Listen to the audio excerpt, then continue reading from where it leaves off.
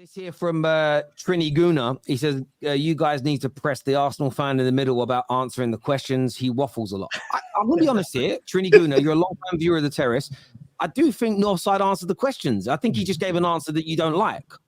I think it's because he didn't answer the Balogun section, because Mo did ask him a question. To be honest, I kind of get that one. Okay, so what was the question? Maybe I missed it. Because he wanted Balogun to stay, so Mo told him, well, he doesn't want to stay, so what do you do about that? And he said, I don't care. So I guess that was say, get top money for him and go get me a player like Ivan Toney. So I did answer the question. I'm just at the end of the day, for me, I don't really care about if Balogun stays or go. Let's get top money. It's better than what we've been recently doing and ripping up certain contracts or haggling over 5-10 million for players that are not good enough. The Arsenal fan beside me said that, a lot of the signings of Arteta it's been good. No, it hasn't. Yeah, Cedric has flopped. Tomiyasu's not been good enough. Yeah, Fabi Vieira ain't good enough. Lokonga ain't good enough. Eddie Nketiah has not been good enough. He's not getting the best out of Nicola Pepe. Yeah. And this is still the bench that we're going in next season that everyone said it was a light bench. Right, right. He didn't sign Pepe, who was a ridiculous signing that actually meant that when Arteta did come in, he had to do things like sign Cedric on a free. And since then, it's his signings that have taken us from 8th to a title race. So overall, on the balance, he's not spent £1 billion to do it, unlike other clubs. He's not even spent what Ten Hag spent in his first 3 windows. And he's got us to 2nd and expecting to be in a title challenge again this season. So I wouldn't say it's gone badly. I wouldn't on the balance of actually, when people try to overgas Havertz in if there's a manager to get the best out of him is Arteta, why is he not getting the best out of Pepe? Why are we re-signing Reece Nelson? Reece Nelson's never done anything for this club. Why did he re-sign Nketiah to 100k a week and giving him the number 14 shirt, but he's never shown that he's good enough? Yeah, why is he getting Lokonga and Fabi Vieira? These signings, you live and die on that sword. So at the end of the day, it's not good enough. Cedric and Tomiyasu, not good enough. Not the level needed. Rob Holding, why is he getting a new contract? What's he ever done? He's been part of this club, yeah? But he's part of the big majority of this club not doing anything. So yes, it is on the manager. Because when you're re-signing bums that are not good enough, that ain't good enough. And when you're bringing in certain players that are our bench, yeah? And last season that were not performing against teams like Zurich that were 9th in the Swiss league, yeah? That's our bench. We're going into Champions League with a lot of that bench. So we'll see, innit? Let's see if he gets the best out of Havertz. We'll see, innit? You're going to win the league and you're going to look silly, no, son. You're going to win the league. No, listen, Mo, he will live or die on his sword by that. Silly, bro. I don't live or die by that. It's not. You don't live and die by signings like Lokonga, who was experimental. He could have worked. There was a lot of hype about him. We didn't pay much money for him, and you're not going to lose much on him. You know, if you spend 115 million on someone like Lokonga and it doesn't work, then you live and die by that. No, but I'm talking about Havertz and Mount. To me, these 2 signings this summer are the ones that got questioned the most. And both managers are either going to look silly or they're going to look like geniuses because everyone doubted both signings. If Ten Hag, as an example, goes ahead and has a great season and we compete or something, everyone's going to forget about we doubted Mount, including myself. Same for Havertz. If he goes on and wins the league, people are going to be like, see, he saw something that we didn't see. But then on the opposite side, if you don't, people are going to look at it and be like, what a waste of money because you got something that you didn't need when you could have improved the striker, blah, blah, blah, whatever it is. I think you die on the decision if you don't act on the mistake quickly. So if Pep Guardiola was starting Phillips every game, even though he's playing badly, and City were losing games and going backwards, then you die on it. However, if your clubs allow you to replace them quickly, you drop. I think with Mason Mount and Kai Havertz, my issue with both of them at the minute is I don't think either have got the confidence to start games after the seasons they had. I think they should be on the bench and they should be slowly bled into these teams because they just look like the players. They don't. Mount for a couple of years at Chelsea was doing some bits, and Chelsea fans will have to admit that he won your Player of the Year. He did well. He ain't that guy at the moment, and I think starting him is a problem. But I do hear you. This here says, what if Tony fouls at Arsenal? Then what? Stop moving the goalpost. Pepe doesn't defend well, hence he is left out, is what Brian says. I saw a few rumors on Twitter that there's conversations with Mikel about bringing him back or something like that. Is that true? Well, we just can't get rid of him, so we can either terminate his contract, or which has got a year left and is going to cost us another £7 million, or try and bring him back as potential depth, but he's never going to significantly play for us again. I think the thing with Havertz, just going back to it, is that I think Northside's like misinterpreting someone like me saying I'm going to back Havertz and support him and hope he does well and give him a season at least before I judge the signing, and saying that I'm twerking for him and the Arsenal fans that back him are, think he's an amazing signing and is going to win us the league. Like, there's a big difference between wanting him out of the club after 2 games and saying I'll give him a chance because I back the manager and I back him.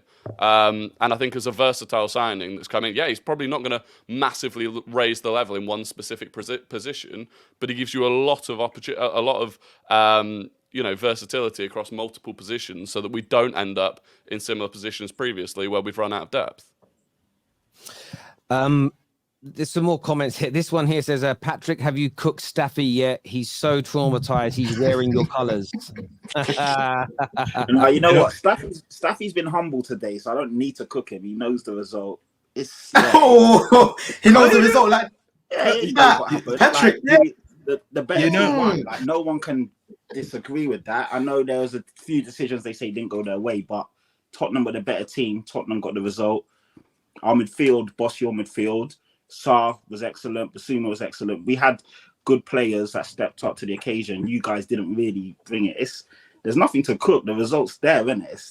How did you see Maddison, Patrick? How did you see Maddison in the he was fantastic. Yeah, again, brilliant, man. Brilliant. Like, the thing is, the misconception with Maddison is that he wasn't a hard worker. And he's shown in the 2 games he's played for us that he does work hard on and off the ball. He was progressing the ball well. Passes were fantastic.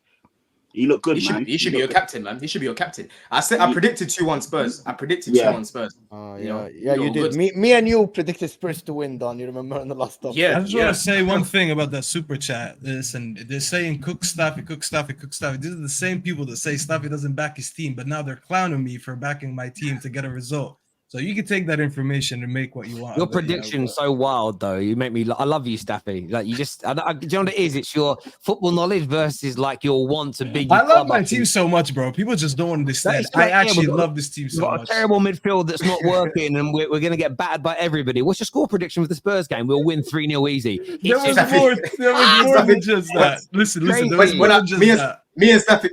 Me and Staffy spoke at length, and every time we spoke, Staffy kept saying high line. I said, okay, what? It was exposed. The first half. People want to mention that, but listen, man, we're not going to dwell too much over. I just want to let you guys know. You're like one of them people. You're like an anti-capitalist who works for a bank. That's the way you make me laugh. That's how you make me die, bro. Listen, man, it was the hookah pipe. I'm filing a complaint against the hookah company that I bought the stuff from because that prediction was based on that. I wasn't feeling right. Okay, I hear you on that. We're gonna come back to the super chats later. We haven't forgotten about them, people. But there's a rumor going around today, and I wanted to get Arsenal fans' opinions if they would want this to happen. There's a few reports in Spain that Arsenal have started talks with Ansu Fati's representatives about potentially bringing the 20-year-old to North London. Rory, if that rumor was true, is that a transfer that you would back? Do you think that's the right kind of additional attacker that Arsenal need at this point?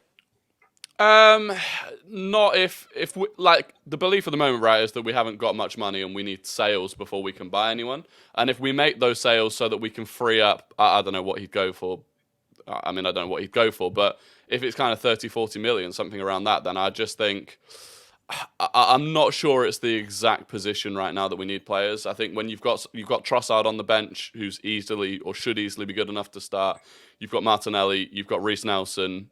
I think like defensive midfield options I'd probably be looking at. Again, replacing, at least short term, replacing Timber would probably be preferable. So I don't know. He's not a bad player, and I certainly wouldn't complain if he was at the club. I just don't know if it's the first place that I'd spend money. How about yourself, Northside? Excited about the prospect of Fatty, or is that just one of those weird, would that just be a weird left field signing for you? For me, he can play left, he can play right. I definitely do think that we need another player that's going to rotate with Saka. Obviously, Pepe looks like he may be coming back into the fold. Not for me, end of the season, the majority of the fan base said that we can attract world-class players. I don't think he's world-class yet. I think he has world-class potential. But for me, I want world-class players now because I think this is the season to deliver. And I don't see him improving us to the point where I say, okay, we're even more title contenders than we already are. So for me, Nah, it's not a signing I want to see, if I'll be completely honest.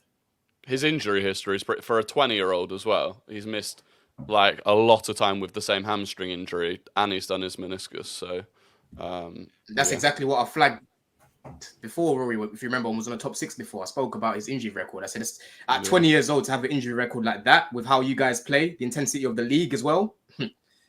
That's just signing up for problems, you know. Yeah, definitely. Yeah, I mean, I just can't understand why Arsenal not going in for Kudus. I've said Man United, Chelsea, all of us. I think this kid's so talented. Brighton and West Ham are struggling to get the deal done, and all I see honestly happening, if he goes to Brighton or West Ham, one of our clubs is going to buy him in 18 months, 2 years for 120 fucking million pounds. I just think I actually want Man United to stop buying who our club wants, and just whoever Brighton are after, just go and buy him. It just makes honestly, it's crazy. Like everyone's trying to drop 115 million on Caicedo. Could have saved yourself a lot of money and gone for the guy that's replacing him, because they just bring off this conveyor belt of players. Maybe it's the pressure of going there different, but so I'm being a little flippant. I just don't understand why people are not going for Kudus. I think he fits in pretty much all of our clubs could do with him. Even Spurs, really. All of our clubs. Fabrizio said yesterday on YouTube that we're moving away from looking at Kudus, but we're looking at a creative attacker who can actually play on the wing as well. So I've got a feeling something's telling me we might be looking at Cherky, but yeah, you're right, man. I want us to look at Kudus. With the way we have Anthony playing, we should be in for him, because Anthony's doing nothing on that right hand side, and so far we don't have any competition there because Diallo's out injured. Pellistri is not really it. So we should be 100% in for that, because we don't have a left-footed winger to come in and challenge Anthony right now. This is why he's thinking out the gap and he's playing every game, you know. So I would 100% be in for him. Yeah, see, even Terry smelled that. So no, he does. Listen, I call out players when they're bad. Kudus has similar injury record to Fatty. Does he? No, not even close. So. It's literally not as bad. It's not. I've checked it before. It's definitely not as bad. He's had a few things here and there, but it's nowhere near as bad. So. I'm just looking at it now. Someone who else I saw the other day, Man United were linked to bloody Verratti. I read out his injury list. My Jesus Christ, it's horrendous. I mean, he's had a few injuries. He's had a few injuries, to be fair. He's had over the last 2 seasons. He's had 1, 2, 3, 4, 5, 6, 7. He's had 8, including one this year where he missed about 12 days. So he has had a number: hamstring injuries, some fractured ribs. One just says ill. I don't know what that means. A bit of fitness, meniscus injury. That was a little bit, but yeah, nothing like Fatty. But I hear you on that one.